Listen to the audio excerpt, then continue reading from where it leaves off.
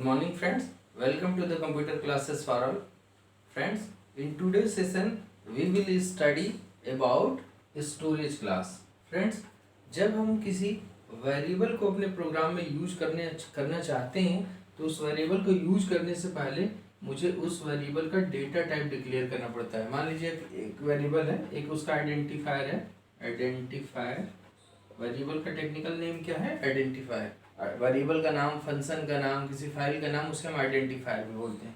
तो हम पहले वेरिएबल का नाम लिखते हैं, लाइक ए लिखा, उसकी सेमीकोलन लगाया। इससे पहले, इस वेरिएबल से पहले इसका डेटा टाइप बताना पड़ता है, तो हमने लिखा डेटा टाइप। तो सबसे पहले हम लिखते हैं डेटा टाइप, फिर वेरिएबल का नाम, उसके बाद सेमीकोलन। तो दोस्तों जैसे यहाँ पे लिखा मैंने इंट स्पेस वेरिएबल का नाम सेमीकोलन। तो फ्रेंड्स, जब हम डेटा टाइप किसी वेरिएबल का डिक्लेयर कर देते हैं तो उससे हमें क्या पता चल जाता है कि इस वेरिएबल में किस टाइप की वैल्यू आएगी, means which type of value this variable can hold. Means आपको एक तो इसका टाइप पता चल जाता है और दूसरा साइज पता चल जाता है कि किस साइज का, कितनी बड़ी वैल्यू, किस रेंज की वैल्यू ये वेरिएबल होल्ड कर सकता है जब हम उसका डेटा टाइप डिक्लेयर कर देते हैं। दोस्तों सी के अंदर वेरिएबल को जब डिक्लेयर करते हैं तो डेटा टाइप बताने के साथ ही साथ एक और चीज उस वेरिएबल का बताना पड़ता है जिसे हम बोलते हैं storage class. Storage class.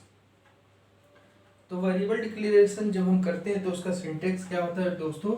Syntax क्या होता है उसका? सबसे पहले हम उसका स्टोरेज क्लास बताते हैं, फिर डेटा टाइप बताते हैं, फिर आइडेंटिफायर का नाम बताते हैं, देन सेमीकोलन लगाते हैं। जैसे यहाँ पे यदि हमने एक एग्जांपल लूँ, जैसे कि स्टोरेज क्लास लिखा ऑटो। हर इस जैसे डेटा टाइप को इस बनाने के लिए कुछ कीवर्ड्स डिफाइन है। जैसे ए को इंट टाइप का बनाना है तो उसके पहले इंट कीवर्ड लगा दिया। उसी तरीके से हर स्टोरेज क्लास को स्पेसिफाई करने के लिए कुछ कीवर्ड्स डिफाइन है, तो उस वेरिएबल के डिक्लेरेशन से पहले वो स्टोरेज कीवर्ड्स लगा देंगे तो उस टाइप का स्टोरेज क्लास उसका हो जाएगा। तो स्टोरेज क्लास जब किसी वेरिएबल का हम स्पेसिफाई करते हैं दोस्तों, तो हमें चार बातों का पता चलता है। जब स्टोरेज क्लास हम बताते हैं तो किसी वेरिएबल की चार चीज़ें पता चल जाती हैं कि एक तो उस वेरिएबल का स्कोप क्या है, कहाँ तक वो विजिबल होगा, कहाँ तक एक्सेसिबल होगा, अभी हम लोग डिटेल देखेंगे। दूसरी चीज़ जो पता चलती है उस वेरिएबल के बारे में कि उसका डिफॉल्ट इनिशियल वैल्यू क्या होगी। जो सेकंड चीज पता चलती है, second is default initial value. ठीक है दोस्तों। जो चौथी चीज पता चलती है उस वेरिएबल के बारे में वो स्टोरेज लोकेशन। स्टोरेज लोकेशन, ये थर्ड चीज हो गई। और जो चौथी चीज पता चलती है दोस्तों last, that is the life time of variable. तो किसी भी वेरिएबल का स्टोरेज क्लास उस वेरिएबल का scope, default initial value and storage location and finally life time, ये चार बातें बताता है। ठीक है ना। तो हम जब वेरिएबल डिक्लेयर करते हैं तो हमें उसका स्टोरेज क्लास, उसका डेटा टाइप, देन वेरिएबल का नाम, तीन चीज बताना पड़ता है। ठीक है। लेकिन यदि हमने स्टोरेज क्लास नहीं मेंशन किया है तो बाय डिफॉल्ट, यदि हमने नहीं भी कुछ लिखा है तो बाय डिफॉल्ट ऑटो रहता है। ठीक है ना। तो ये क्या सारी चीजें होती है वो अभी हम लोग डिस्कस करेंगे। तो यदि हमने स्टोरेज क्लास मेंशन कर दिया तो हमें ये पता चल जाता है कि इस वेरिएबल में बाय डिफॉल्ट क्या इनिशियल वैल्यू होल्ड कराई जा सकती है, की गई है। By default what the default initial value for this variable, the storage class of any variable specify the scope, the default initial value, the storage location of that variable and the lifetime of that variable. The storage class of any variable specify these four things. The first is its scope, the second is default initial value, third is storage location and fourth is the lifetime of that variable. लेकिन यदि हमने storage class कुछ specify नहीं किया है तब भी auto लिखा रहता है। क्लियर है। तो क्या मीनिंग है दोस्तों इन सब चीज़ों का? ये सिंटेक्स है इस स्टोरेज क्लास स्पेसिफाई करने का। अब यदि मैं बात करूँ कि स्कोप होता क्या है, हम लोग फिर स्टोरेज क्लास के टाइप्स को हम लोग डिस्कस करेंगे। तो स्कोप होता क्या है? स्कोप का मतलब क्या है? Scope of any variable. Scope की यदि मैं बात करूं तो स्कोप बेसिकली 3 टाइप्स के होते हैं। यदि किसी वेरिएबल का स्कोप की बात किया जाए तो स्कोप या तो ब्लॉक के अंदर रहता है, ब्लॉक स्कोप हो सकता है, ब्लॉक स्कोप। जो सेकंड है दोस्तों वो फंक्शन स्कोप, फंक्शन या इसी को मेथड भी बोलते हैं स्कोप। एंड जो थर्ड है दोस्तों दैट इज प्रोग्राम स्कोप।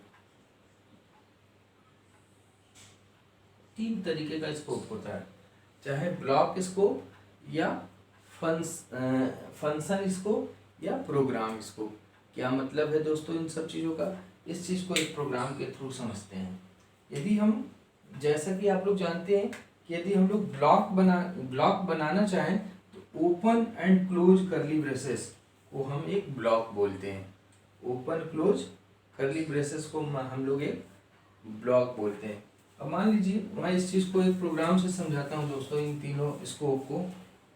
यदि यदि हम लोग सबसे पहले ब्लॉक स्कोप को देखते हैं। मैंने एक वो लिखा void main, और इस मेन फंक्शन के अंदर ये फंक्शन स्टार्ट हुआ दोस्तों, यहाँ से यहाँ तक इस फंक्शन का स्कोप है। ठीक है। अब यदि ये फंक्शन मैंने लिखा और ऊपर से लिखता हूँ इसको थोड़ा सा, void main, और इसके अंदर आपने यहाँ पे दोस्तों एक वेरिएबल डिक्लेयर किया।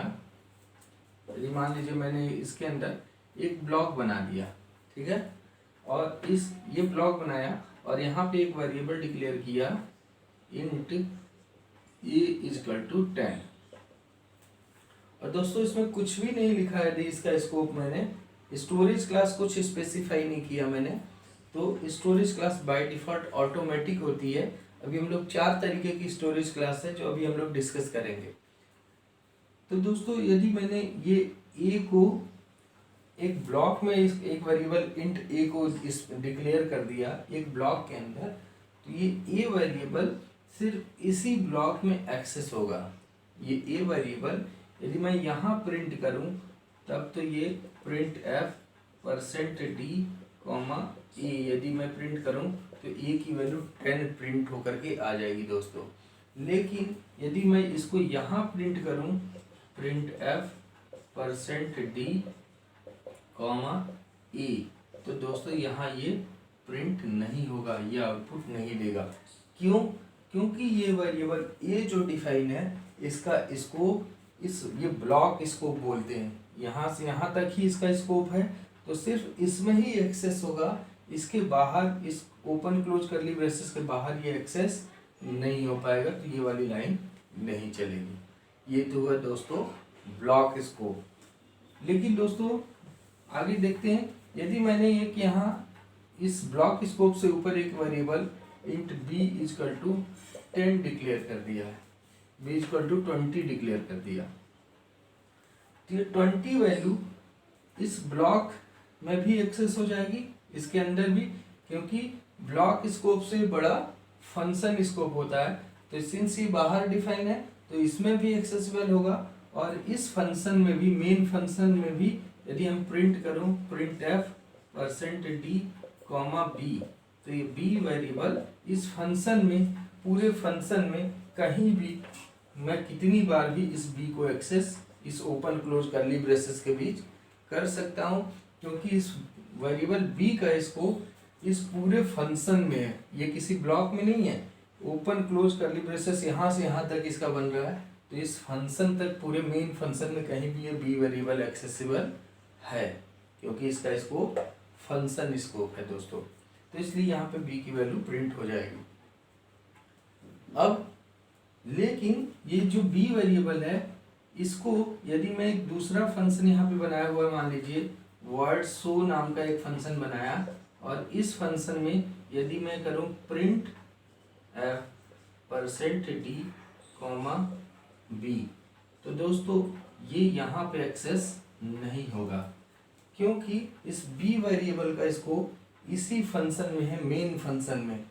तो जो दूसरा फंक्शन है उसमें वो एक्सेसिबल नहीं होगा, क्योंकि बी का स्कोप कहाँ तक है, ये फंक्शन स्कोप है, जिस फंक्शन में डिफाइन है उसमें तो एक्सेसिबल होगा, उसके आउटर फंक्शन में वो विजिबल ही नहीं होगा, वहाँ वो एक्सेसिबल नहीं होगा। ठीक है, क्लियर है, क्योंकि ये बी वेरिएबल सिर्फ इस फंक्शन का है, इस फंक्शन तक ही इसका स्कोप है।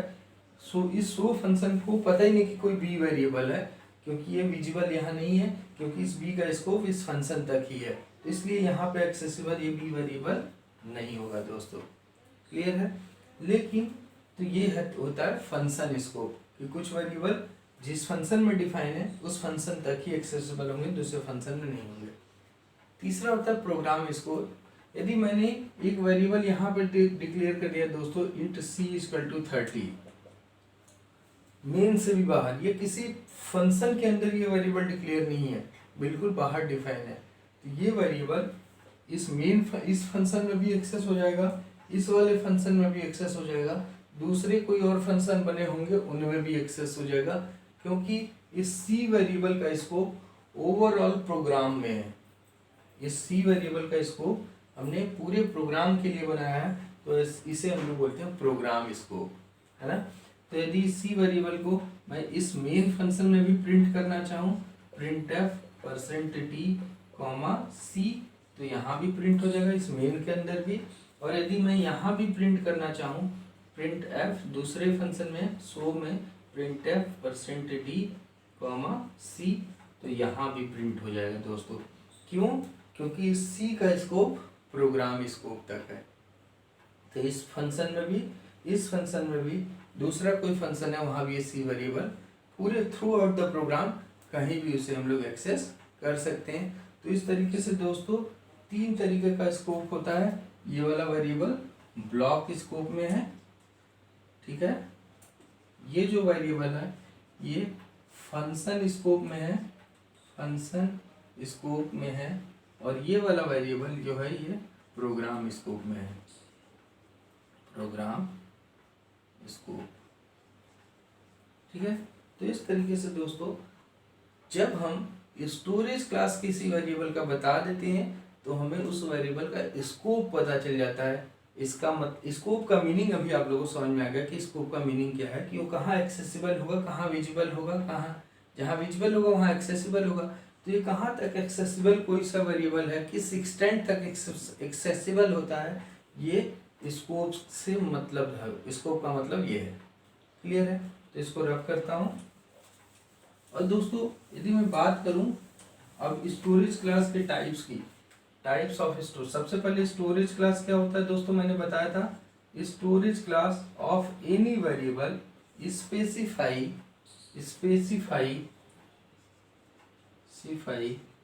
फोर थिंग, क्या क्या, scope, default initial value, default initial value,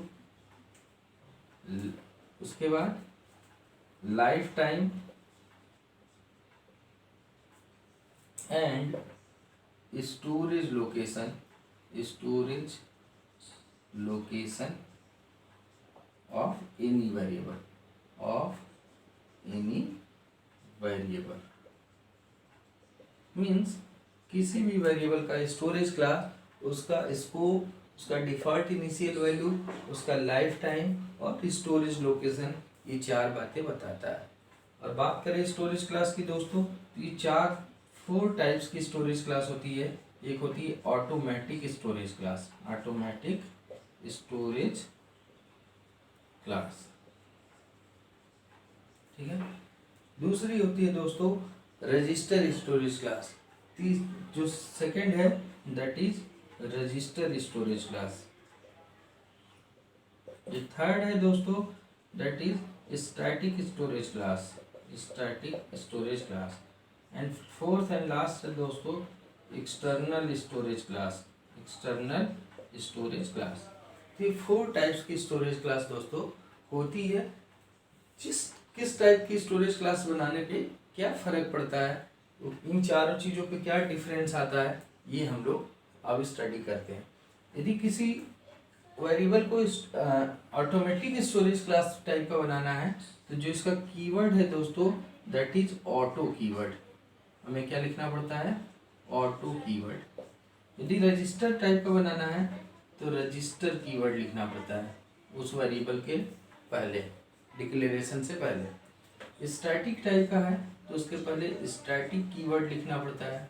और यदि एक्सटर्नल टाइप का बनाना है तो एक्सटर्नल कीवर्ड लिखना पड़ता है, या एक्सटर्न कीवर्ड लिखना होता है यदि उसको हमें। तो ये कीवर्ड्स हैं जो यदि किसी वेरिएबल के आगे, जैसा कि अभी मैंने सिंटेक्स दिखाया था, तो कीवर्ड्स ये लगा देते हैं तो उस टाइप का वो वेरिएबल स्टोरेज क्लास उसका वही उस टाइप का हो जाता है। यदि ऑटो कीवर्ड लगा देते हैं तो उसका स्टोरेज क्लास ऑटो टाइप का हो जाता है। फॉर एग्जांपल जैसे मैंने लिखा ऑटो इंट ए, तो ये ए वेरिएबल कैसा हो गया, ऑटोमेटिक टाइप स्टोरेज क्लास इसका हो गया। ए वेरिएबल का डेटा टाइप तो इंट हो गया लेकिन उसका स्टोरेज क्लास ऑटोमेटिक टाइप का हो गया। और दूसरा यदि उसको रजिस्टर टाइप का बनाना है तो इस तरीके से लिखेंगे रजिस्टर इंट बी, तो b variable register storage class type का हो गया। स्टैटिक टाइप का बनाना है तो स्टैटिक इंट सी, और एक्सटर्नल बनाना है तो एक्सटर्न इंट डी। इस टाइप से ये एग्जाम्पल हुआ दोस्तों। यदि आपको तो जो कीवर्ड लगा देंगे उस वेरिएबल का स्टोरेज क्लास उस टाइप का हो जाएगा। लेकिन यदि आपने कोई सा भी कीवर्ड नहीं लगाया है, जैसे ये लिखा है इस टाइप से, तो बाय डिफॉल्ट उस वेरिएबल का जो स्टोरेज क्लास होता है वो ऑटोमेटिक टाइप का हो जाता है। क्लियर है दोस्तों? तो अब 1 बाय 1 इन स्टोरेज क्लास को हम लोग देखते हैं दोस्तों क्या होता है। सबसे पहले बात करते हैं ऑटोमेटिक स्टोरेज क्लास।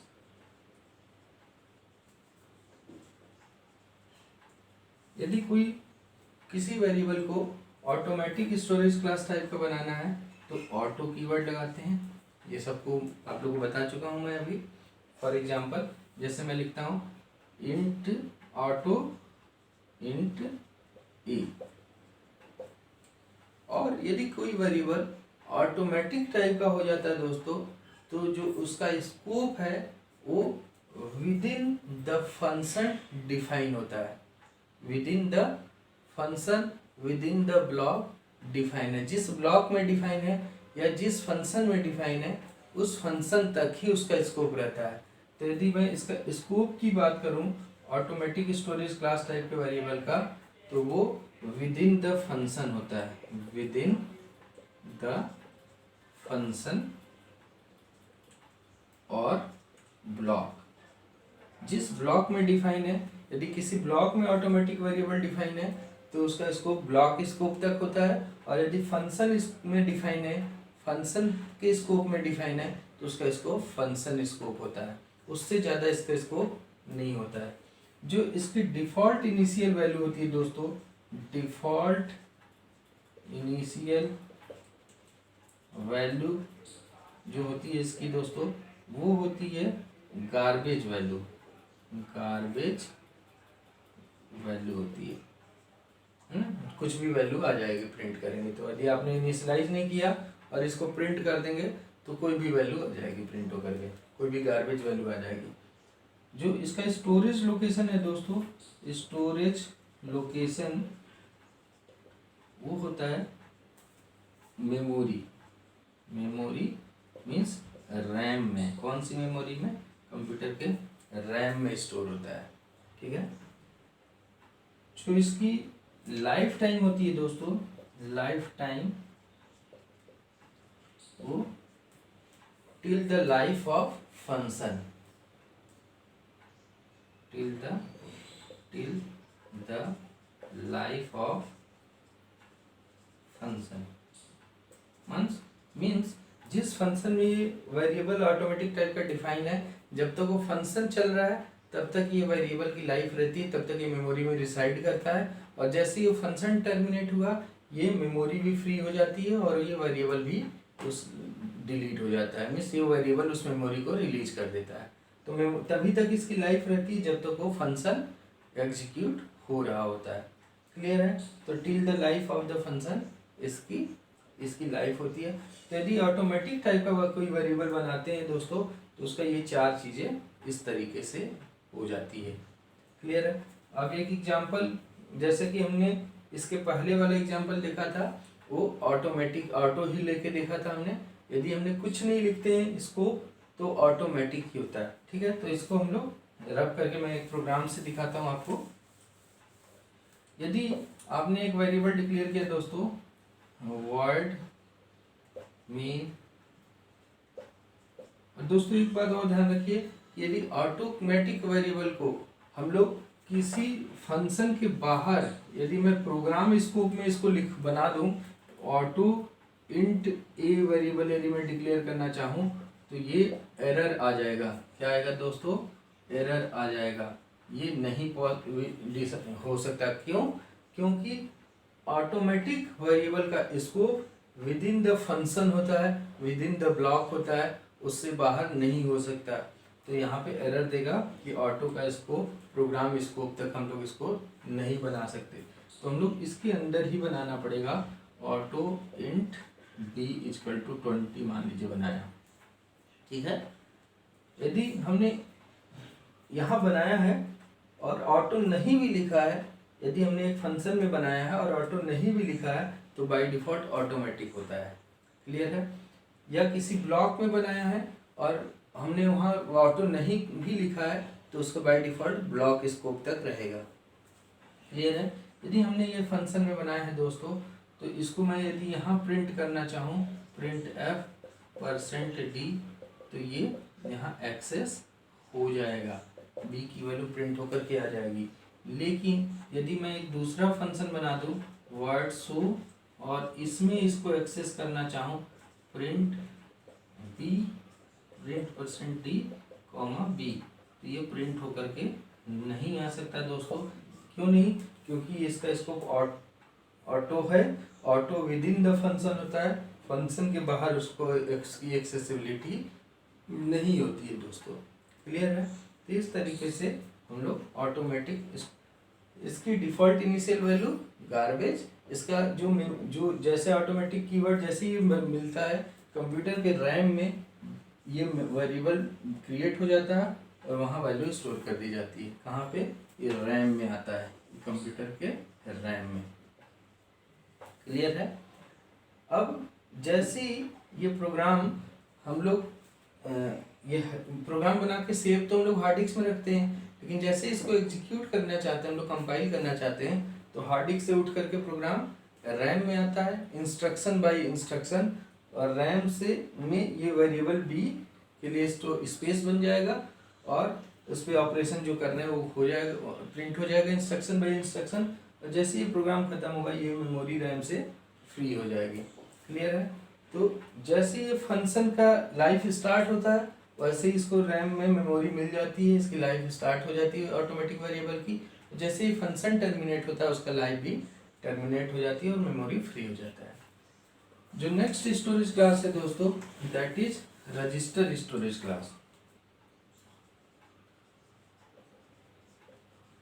जो रजिस्टर स्टोरेज क्लास टाइप का वेरिएबल यदि बनाना है दोस्तों तो उसके आगे रजिस्टर कीवर्ड लगाना मस्ट होता है, रजिस्टर कीवर्ड का यूज किया जाता है। और हमने इस टाइप से एग्जांपल देखिए, जैसे हम लोग लिखना होगा रजिस्टर और इंट ए इक्वल टू 10। अब दोस्तों देखिए क्या होता है कि यदि मैं रजिस्टर स्टोरेज क्लास के स्कोप की बात करूं, देखिए रजिस्टर और ऑटोमेटिक टाइप के स्टोरेज क्लास में कोई डिफरेंस नहीं है, सब कुछ सेम है, सिर्फ ओनली वन डिफरेंस है कि जो ऑटोमेटिक स्टोरेज क्लास का वेरिएबल है कंप्यूटर के रैम में स्टोर होता है और रजिस्टर स्टोरेज क्लास टाइप का वेरिएबल कंप्यूटर के माइक्रो प्रोसेसर के रैम में स्टोर होता है, माइक्रो प्रोसेसर के रजिस्टर में स्टोर होता है। यदि ऑटोमेटिक है तो कंप्यूटर के रैम में होगा, और यदि रजिस्टर है तो प्रोसेसर के रजिस्टर में स्टोर होगा। ठीक है ना। अब इस बात को हम लोग और डिटेल समझते हैं। तो स्कोप की यदि मैं बात करता हूँ तो वही होती है जो ऑटोमेटिक की है। क्या? Scope of the function with in the block और फंक्शन, ब्लॉक और फंक्शन, जिस फंक्शन में डिफाइन है वहीं तक इसका स्कोप रहता है। ठीक है। इसकी default initial value, default initial value जो होती है दोस्तों वो गार्बेज वैल्यू होती है।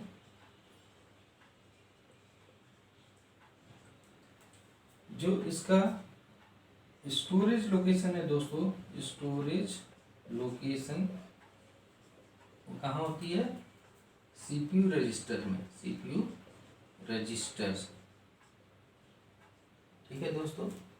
जो इसका लाइफ टाइम होता है, lifetime till the life of function, जिस फंक्शन में ये डिफाइन है उस फंक्शन की जब तक लाइफ है तब तक इस वेरिएबल का भी लाइफ होता है। तो देख रहे हैं आप सब कुछ सेम है, सिर्फ स्टोरेज लोकेशन का डिफरेंस है कि वो रैम में स्टोर होता है ऑटोमेटिक वाला, और ये सीपीयू रजिस्टर में होता है। और इसका क्या फ़र्क पड़ता है दोस्तों, ये हम लोग एक प्रोग्राम के थ्रू समझते हैं। रफ करता हूँ इसको। देखिए दोस्तों, जैसे कि मैंने एक प्रोग्राम लिखता हूँ मैं यहाँ,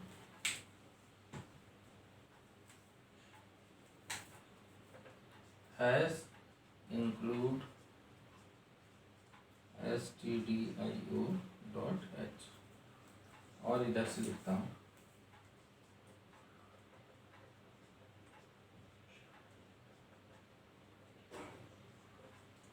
मेन फंक्शन स्टार्ट किया, वर्ड मेन। इसके अंदर मैंने एक इंट आई वेरिएबल लिया, सम नाम का वेरिएबल लिया, और सम इक्वल टू 0, और एक वेरिएबल ले लिया n। यूजर से बोला printf एंटर n, और scanf %d comma and n। फिर एक फॉर लूप चलाया दोस्तों, for i equal to 0, i less than n, i plus plus, और इसके अंदर sum equal to sum plus i। एक प्रोग्राम ऐसे ही कुछ भी लिख दे रहा हूँ दोस्तों। यदि हमने यहाँ पे इसका स्टोरेज क्लास नहीं मेंशन किया किसी वेरिएबल का, तो बाय डिफ़ॉल्ट ये कैसा रहेगा, कैसा होगा? ऑटोमेटिक टाइप का होगा। लेकिन यदि इसको हम लोग रजिस्टर टाइप का बनाना चाहते हैं तो इसी के आगे मैंने कौन सा कीवर्ड लिख दिया? Register keyword. और मैं ऐसे करता हूँ कि मैंने यहाँ फिर से लिख दे रहा हूँ रजिस्टर आई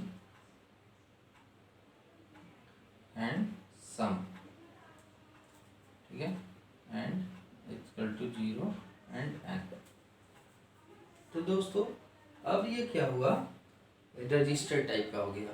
देखिए क्या फर्क पड़ता है। एक मैं आर्किटेक्चर बनाता हूँ। बाय डिफ़ॉल्ट आपका जो ये प्रोग्राम है ये कहाँ पे है? कंप्यूटर के हार्ड डिस्क में है। ये प्रोग्राम आपका कहाँ है? सेकेंडरी स्टोरेज में। आपके सेकेंडरी स्टोरेज में स्टोर होगा, सेकेंडरी मेमोरी में स्टोर होगा। ठीक है। अब जब इस प्रोग्राम को आप कंपाइल करेंगे तो ये पूरा का पूरा प्रोग्राम इंस्ट्रक्शन बाय इंस्ट्रक्शन उठ करके कंप्यूटर के रैम में आता है, मीन्स प्राइमरी मेमोरी में आता है। ठीक है ना। ये उठ करके कहाँ आएगा ये program? Instruction by instruction, instruction by instruction, ये प्रोग्राम उठ करके से प्राइमरी मेमोरी में आएगा, प्राइमरी मेमोरी। इसी को क्या बोलते हैं हम लोग, रैम भी बोलते हैं। तो रैम में उठ के ये इंस्ट्रक्शन बाय इंस्ट्रक्शन प्रोग्राम आया। अब यदि हम लोग इसको दोस्तों ऑटोमेटिक टाइप का रखते, तो ये जो वेरिएबल हमारे डिक्लेयर हुए हैं वो यहाँ रैम में बना रहता, आई वेरिएबल, सम वेरिएबल और कौन सा एन वेरिएबल, ये कहाँ रहता, रैम में रहता, यदि हम लोग इसको ऑटोमेटिक टाइप का बनाते तो। अब प्रोसेसिंग करने की ड्यूरेशन पे जब ये प्रोसेसिंग हो रही है, ये हर बार जैसे कि लूप चल रहा है तो ये उठ करके प्रोसेसर के रैम में जाता है। ये क्या है आपका प्रोसेसर, और ये इसमें क्या होता है दोस्तों, रजिस्टर होता है, रजिस्टर। तो प्रोसेसिंग के ड्यूरेशन पे बिल्कुल जो मेमोरी यूज होती है वो रजिस्टर मेमोरी होती है। तो आपका क्या होता है, जब जब ये लूप चलता, यदि ये ऑटोमेटिक रहता तो क्या होता, ये बार बार ये I value bar bar access हो रही है। तो जब जब ये एक बार इंस्ट्रक्शन चला तो आई उठ करके यहाँ जाता रैम में, यहाँ पे आई जाता, सम जाता और एन जाती, ये तीनों वेरिएबल यहाँ जाता उठ करके, उस पर प्रोसेसिंग होती, फिर रिजल्ट वापस आता, फिर अगली बार फिर लूप चलता तो आई की वैल्यू फिर एक बार यहाँ जाती, फिर मीन्स बार बार हर बार जितनी बार ये लूप चल रहा है उतनी बार ये इंस्ट्रक्शन बार बार रैम से उठ करके रजिस्टर में जाता, प्रोसेसर में जाता, प्रोसेसिंग होता और बार बार रिजल्ट रैम में वापस भेजा जाता है ना। Every time this instruction is access, this variable is accessed by processor, it is swapped from primary memory to register। Clear है ना। और उसकी वजह से आपके प्रोग्राम की एफिशिएंसी क्या होगी, डाउन हो जाएगी यदि ये ऑटो टाइप का होता। तो इससे बेटर क्या है दोस्तों कि जो चीज़ लूप में यूज हो रहा है, जिसको बार बार हम एक्सेस करने की जरूरत पड़ रही है, उसको उठा करके हम लोग कहाँ, इस रैम में रखने की जगह इसको यदि हम रजिस्टर में ही रख दें, यही रजिस्टर में ही परमानेंटली हमने इनिशियलाइज कर दिया, तो बार बार इंस्ट्रक्शन को यहाँ से एक्सेस करके स्विच करने की ज़रूरत नहीं पड़ेगी, क्योंकि हमने डिक्लेयर करते समय ही इसको कहाँ डिक्लेयर कर दिया, रजिस्टर में डिक्लेयर कर दिया, तो ये रजिस्टर में ही आ गए, तो इसी पे ऑपरेशन परफॉर्म होगा, बार बार यहाँ से वहाँ जंप करने की ज़रूरत मेमोरी को नहीं होगी। तो आपके प्रोग्राम की एफिशिएंसी क्या होगी, हाई हो जाएगी। तो हम लोग ये सोच सकते हैं कि क्यों ना हम लोग सारे वेरिएबल को रजिस्टर टाइप का ही बना दें। दोस्तों नहीं बना सकते कि क्योंकि जो रजिस्टर का साइज होता है वो 8 to 10 KB होती है, इससे ज़्यादा का रजिस्टर नहीं आता, और ये प्रोसेसर के अंदर ही है तो ये काफ़ी कॉस्टली भी होगा, है ना। तो इसलिए इसका साइज छोटा होता है।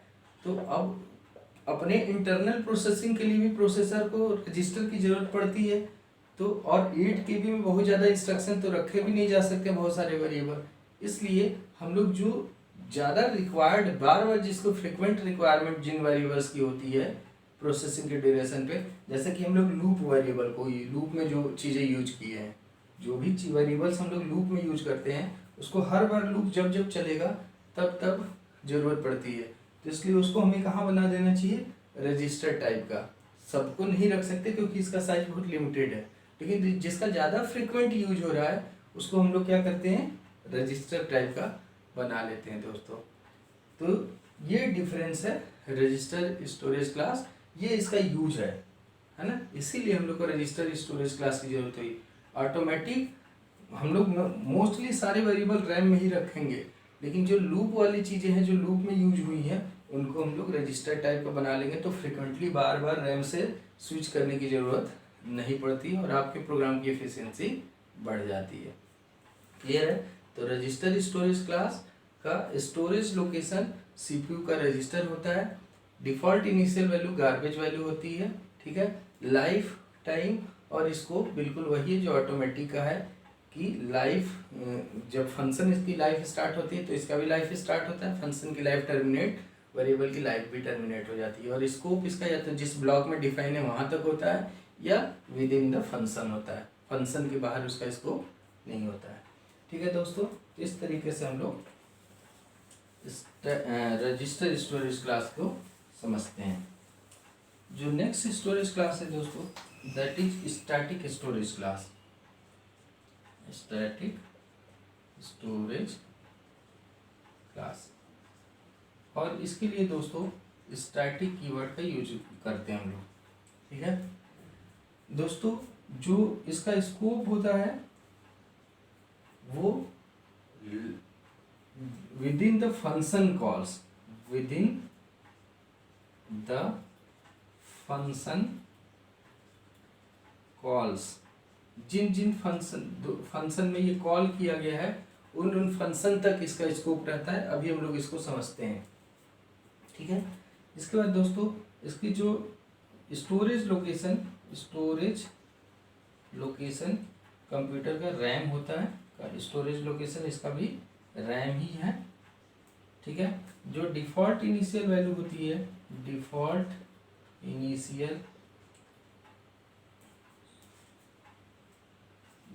इनिशियल वैल्यू वो होती है इसकी 0, ठीक है।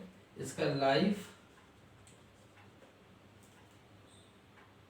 Within the function call, within the function calls, जहाँ जिस फंक्शन में ये कॉल किया गया है वहाँ तक इसकी लाइफ होती है, ठीक है दोस्तों। तो हम लोग इसको समझते हैं एक एग्जाम्पल के थ्रू। दोस्तों एक लाइन याद करिएगा कि static storage class type variable preserve the last updated value, it preserves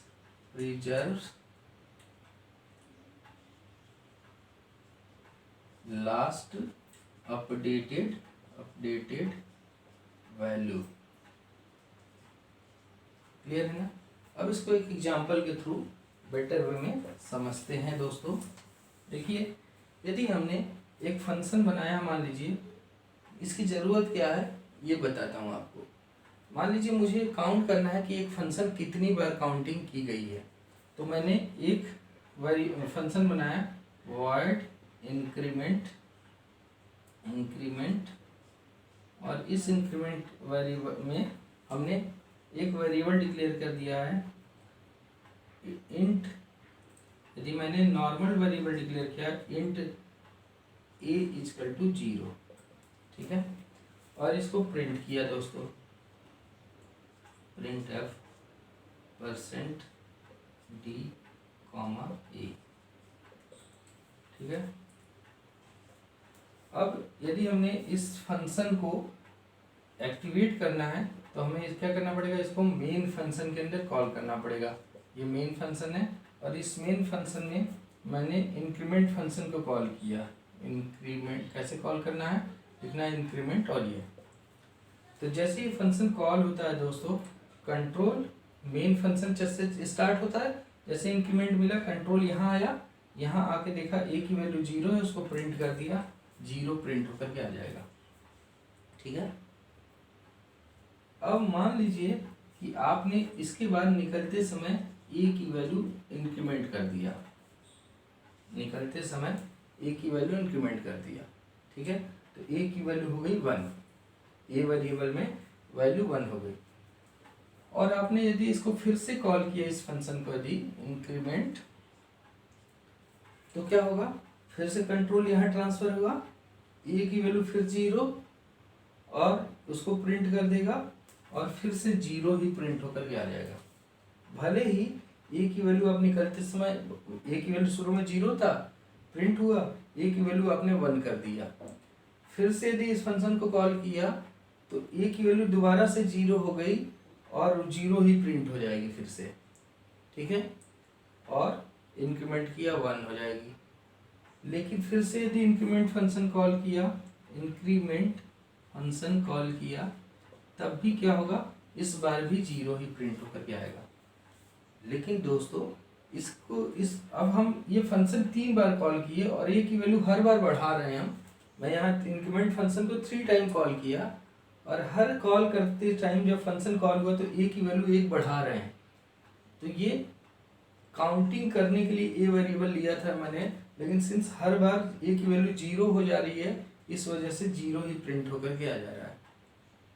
ये लास्ट अपडेटेड वैल्यू जो ए की वैल्यू आपने बढ़ाया है उसका इफेक्ट नहीं पड़ पा रहा है। यदि इसको कराना चाहते हो आप तो आपको क्या करना पड़ेगा, इस वेरिएबल को स्टैटिक टाइप का बनाना पड़ेगा। और यदि स्टैटिक टाइप का बना देते हैं तो static type variable preserve the last updated value. तो ए की वैल्यू 0 थी, फिर प्रिंट हुई और ए की वैल्यू 1 हो गया, ठीक है ना, ए की वैल्यू 1 हो गया। तो ये 0 प्रिंट हुआ, पहली बार तो 0 प्रिंट हो गया, फिर ए की वैल्यू 1 हो गया, फिर इंक्रीमेंट कॉल होगा तो अगली बार 1 प्रिंट होगा दोस्तों, क्योंकि static variable preserve the last updated value. उसी तरीके से यहाँ क्या प्रिंट होगा, 2 प्रिंट होगा। तो अब देख रहे हैं जितनी बार ये फंक्शन कॉल किया जा रहा है उतनी बार ये क्या कर रहा है, ये क्या कर रहा है, ए की लास्ट अपडेटेड वैल्यू को प्रिंट कर रहा है। क्लियर है। तो इस तरीके से दोस्तों ये इस वेरिएबल का स्कोप इस फंक्शन में भी है और मेन फंक्शन में भी है। तो जिन दो फंक्शन में इंटरेक्शन हो रहा होता है वहां तक इसका स्कोप रहता है within the function call, और जब तक ये फंक्शन एक दूसरे को कॉल कर रहे हैं तब तक इसकी लाइफ भी मेंटेन रहती है। क्लियर है। इस तरीके से स्टैटिक स्टोरेज क्लास और इसकी डिफॉल्ट इनिशियल वैल्यू, यदि हमने इनिशियली यहाँ कुछ नहीं दिया है तब भी डिफॉल्ट इनिशियल वैल्यू क्या है, ये मैंने इनिशियली देना ही नहीं हमें, अदरवाइज जो 0 ही करता रहेगा। इनिशियली यहाँ 0 कर दी, यहाँ कुछ नहीं है, तो बाय डिफॉल्ट इसका डिफॉल्ट इनिशियल वैल्यू क्या है, 0 ही है। तो 0 है, अगली बार ये प्रिजर्व करके रखा हुआ है 1 प्रिंट करेगा, 2 करेगा, 3 करेगा, ऐसे जितनी बार आप ये फंक्शन का कॉल करोगे तो लास्ट अपडेटेड वैल्यू को ये प्रिंट करता रहेगा। क्लियर है। यहाँ ए की वैल्यू कुछ भी नहीं है, शुरू में स्टैटिक बनाया तो 0 है, 0 प्रिंट हो गया, फिर ए की वैल्यू 1 हो गई और फिर आया यहाँ, अगली बार फिर से फंक्शन कॉल हुआ, कंट्रोल यहाँ सिंस से स्टैटिक था तो लास्ट अपडेटेड वैल्यू होल्ड किया रहेगा, उसको प्रिंट कर देगा। फिर ए की वैल्यू बढ़ेगी, 2 हो गई, फिर ये इंक्रीमेंट कॉल हुआ तो ये स्टैटिक है तो लास्ट अपडेटेड वैल्यू को प्रिंट कर देगा। इस तरीके से static variable holds the last updated value. तो default initial value 0, storage location RAM, scope and life time within the function call. ठीक है, आगे बढ़ते हैं दोस्तों। जो नेक्स्ट स्टोरेज क्लास है दोस्तों, जो लास्ट है, that is external storage class, और इसके लिए एक्सटर्न कीवर्ड का यूज किया जाता है। और एक्सटर्नल स्टोरेज क्लास टाइप का जो वेरिएबल है उसका scope throughout the program होता है। स्कोप कितना होता है, प्रोग्राम स्कोप, या इसको मैं लिख दूं थ्रू आउट प्रोग्राम। इसकी जो स्टोरेज लोकेशन है दोस्तों, स्टोरेज लोकेशन वो भी रैम होती है, रैम। जो इसका डिफॉल्ट इनिशियल वैल्यू है, डिफॉल्ट इनिशियल वैल्यू वो 0 होती है, और lifetime throughout the program होती है, थ्रू आउट या till the program end, till the program life. जब तक प्रोग्राम की लाइफ है तब तक इस वेरिएबल की भी लाइफ होती है। तो ध्यान रखिएगा, जो स्टोरेज लोकेशन है सिर्फ रजिस्टर वाले का सीपीयू रजिस्टर में होता है, बाकी सबका रैम में होता है। जो डिफॉल्ट इनिशियल वैल्यू है, शुरू के दो ऑटोमेटिक और रजिस्टर का गार्बेज वैल्यू होता है, और स्टैटिक और एक्सटर्नल का 0 होता है। एंड इसको static variable last updated value को प्रिजर्व करता है। क्लियर है। तो इसको एक प्रोग्राम के थ्रू देखते हैं। यदि आपको एक्सटर्नल बनाना है तो प्रोग्राम स्कोप तक की चीज़ बनानी है, तो उस वेरिएबल को मैंने शुरू में int a equal to 10 main function, किसी फंक्शन के अंदर नहीं लिखा, फंक्शन से भी बाहर लिख दिया। ठीक है, और यहाँ कीवर्ड लगा दिया एक्सटर्न। ठीक है, तो ये a वेरिएबल इस फंक्शन में भी एक्सेस होगा, printf %d, a यहाँ भी एक्सेस हो जाएगा। और यदि यहाँ दूसरा कोई फंक्शन है वर्ड शो, और इसमें भी एक्सेस यदि मैंने किया हुआ है प्रिंट एफ %d, ए, यहाँ भी एक्सेस हो जाएगा। क्यों? क्योंकि ये एक एक्सटर्नल स्टोरेज क्लास टाइप का वेरिएबल है, तो इसका scope throughout the program है, इसमें भी एक्सेस हो जाएगा, इसमें भी एक्सेस हो जाएगा। और एक चीज़ और, यदि आपने एक्सटर्नल स्टोरेज क्लास टाइप का वेरिएबल बनाया है, बाहर लिख दिया, एक्सटर्न कीवर्ड नहीं लिखा आपने किसी फंक्शन के अंदर नहीं, बिल्कुल टॉप पे आपने फंक्शन से बाहर लिखा हुआ है और एक्सटर्न कीवर्ड नहीं भी लगाया है, तो ये कैसा इसका स्कोप होगा, इसका स्टोरेज क्लास कैसा होगा, एक्सटर्नल स्टोरेज क्लास टाइप का, एक्सटर्नल स्टोरेज क्लास टाइप का ही होगा, और ये हम लगा देंगे तब भी एक्सटर्नल ही होगा। बस ये डिफाइन होना चाहिए फंक्शन से बाहर। क्लियर है? यदि फंक्शन के बाहर डिफाइन है और कोई स्टोरेज क्लास नहीं डिफाइन लिखा गया है तो एक्सटर्नल होता है, फंक्शन के अंदर डिफाइन है और कोई स्टोरेज क्लास नहीं मेंशन किया गया है तो ऑटोमेटिक होता है। क्लियर है? और इन दोनों में ही हम ऑटो लिख भी सकते हैं, एक्सटर्न में एक्सटर्न लिख भी सकते हैं। क्लियर है? तो इस तरीके से दोस्तों चारों स्टोरेज क्लास की बात करते हैं। यदि मैं इसको एक टेबुलर फॉर्म में बताऊं, एक टेबल बनाया जाए, मैं लिखता हूँ स्टोरेज क्लास, ठीक है, इसका लिखा स्कोप, उसके बाद लिखा मैंने storage location,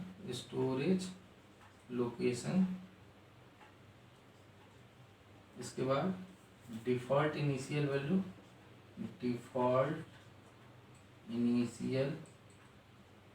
value and life time, and यहाँ एक एग्जाम्पल लिख देता हूँ। दोस्तों तो एक टेबल बना लेते हैं। तो यदि स्टोरेज क्लास हमारा ऑटोमेटिक है, तो इसका स्कोप कितना होता है, विद इन फंक्शन, ठीक है। इसका स्टोरेज लोकेशन कहाँ होता है, RAM, default initial value garbage, ठीक है, life time within function, till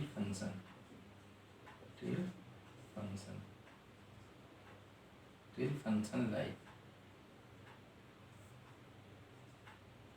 और इसका एग्जांपल जैसे ऑटो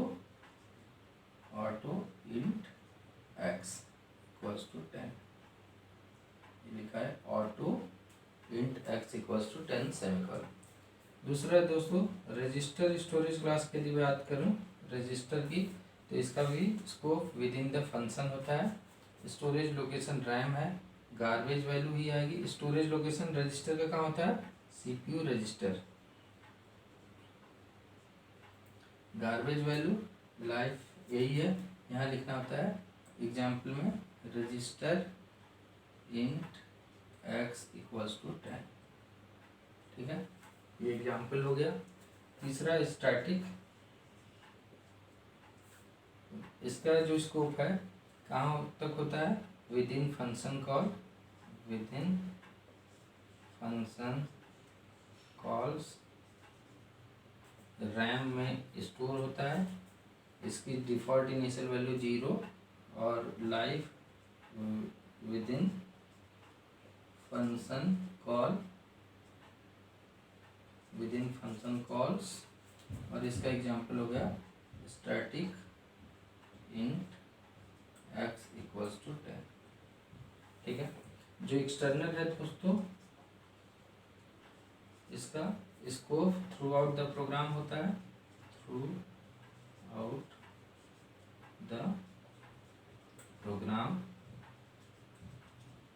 इसका storage location RAM, default initial value 0, throughout life till the life programme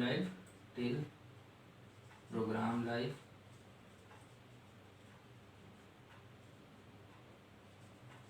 और एग्जाम्पल हो गया extern int x equals to 0, 10, ठीक है।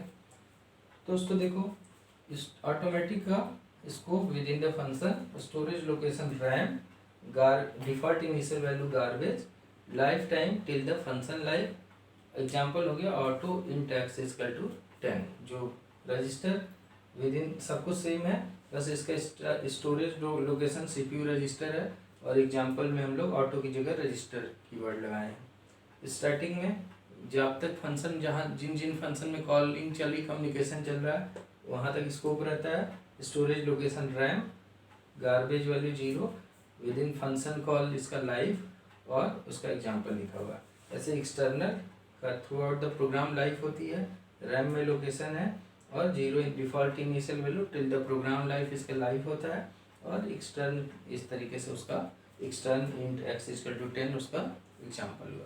तो दोस्तों एक टेबल ये पूरा समराइज करता है। तो दोस्तों स्टोरेज क्लास का बहुत बड़ा इंपॉर्टेंस है।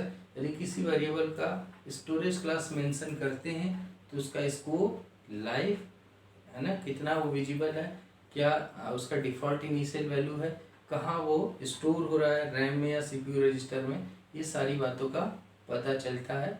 और ये चीज़ आप लोगों को ध्यान रखना अपनी ज़रूरत के हिसाब से, और ये एक टेबल समराइज करती है सारी बातों को। ठीक है दोस्तों, तो ये था स्टोरेज क्लास के बारे में। मिलते हैं नेक्स्ट वीडियो में। Thank you, thanks a lot.